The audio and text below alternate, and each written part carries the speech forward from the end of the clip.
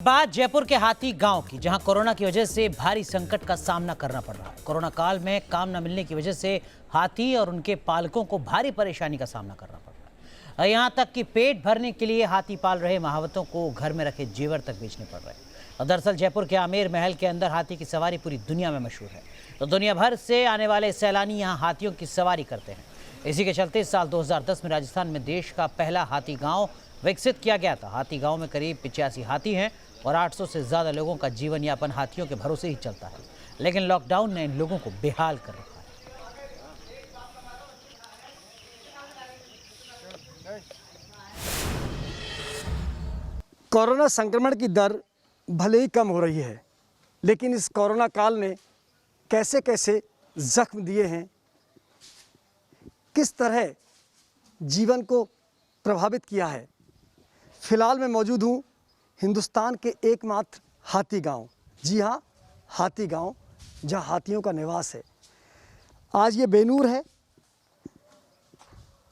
कभी चहलकदमी हुआ करती थी, लेकिन कोरोना संकट काल में जो इस गांव ने भुगता है, इन हाथियों की पीड़ा, महावतों की पीड़ा खुद ब खुद बयां कर रही है कि किस तरह 2 बार कोरोना की लहर ने इस पूरे हाथी गांव को बेनूर कर दिया। हालांकि अब एक बार फिर हाथी सवारी को अनुमति मिली है। आमेर महल फिर गुलजार होगा, उम्मीद है पर्यटक आएंगे। लेकिन इस दौरान किस तरह के हालात रहे, मेरे साथ आसिफ है, उनसे बात करते हैं। आसिफ, आप चूँकि इस पूरे काम को भी देखते हो, लेकिन जो मुझे पता लगा कि आपको पालन करने के लिए अपने घर तक को बेचना पड़ा।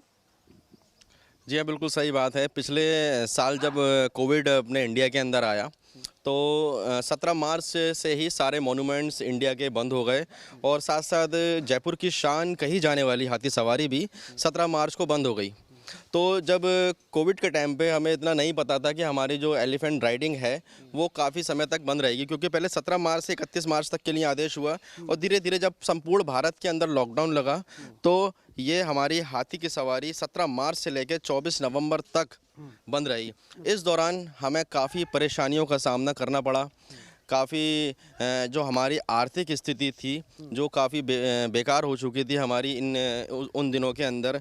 और धीरे धीरे जब हाथी की सवारी दोबारा से चालू हुई 24 नवंबर के बाद, तो हम लोगों ने यही आशा करी थी, हम लोगों ने ये एक्सपेक्टेशन करी थी कि हाथी की सवारी दोबारा से चालू हो गई है और आमिर महल पर्यटकों से दोबारा से गुलजार होगा। अच्छा भाई, मैं आमेर महल, क्योंकि हमारी देश दुनिया में खास पहचान है हमारे पर्यटकी राजस्थान की, और आमेर महल की हाथी सवारी तो पूरी दुनिया में प्रसिद्ध है। लेकिन चूंकि विदेशी पर्यटक लंबे समय से आ नहीं रहा है, देसी जो पर्यटक, उसी पर हमें उम्मीद थी।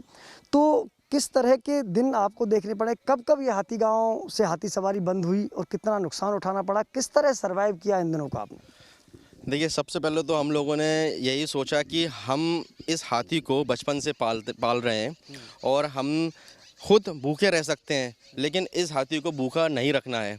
तो जब हमारे पास पैसों का कोई इनकम ऑफ सोर्स नहीं रहा, जब तक हमारे पास जितना था हमने इसको खिलाते गए। लेकिन जब हमारे पास खुद हमने लगा कि हमारी आर्थिक स्थिति और ज़्यादा बिगड़ चुकी है, तो हम लोगों ने खुद के मकान बेच दिए, खुद की जो जायदादें थीं वो गिरवी रखी और अपने घर के गृहणियों के जेवर बेचे, उनको गिरवी रखा। लेकिन इन हाथियों को भूखा नहीं सोने दिया।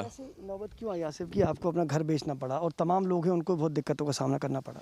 क्योंकि उसकी नौबत इस वजह से आई क्योंकि एक हाथी का खर्चा तकरीबन 2,500 रुपये प्रतिदिन होता है और जयपुर के अंदर तकरीबन 90 से ज़्यादा हाथी थे और हम 2,500 रुपये, हमारा इनकम ऑफ सोर्स बिल्कुल नहीं था। तो हमें उस कंडीशन के अंदर अपने मकान और जो भी चीज़ बेचनी पड़ी कि हाथियों का हम पेट पाल सकें। खुद भूखे रह जाएं, लेकिन हाथियों को भूखे नहीं रखना था। इस वजह से हमने ये सारी चीज़ें जो थी वो बेचना पड़ा।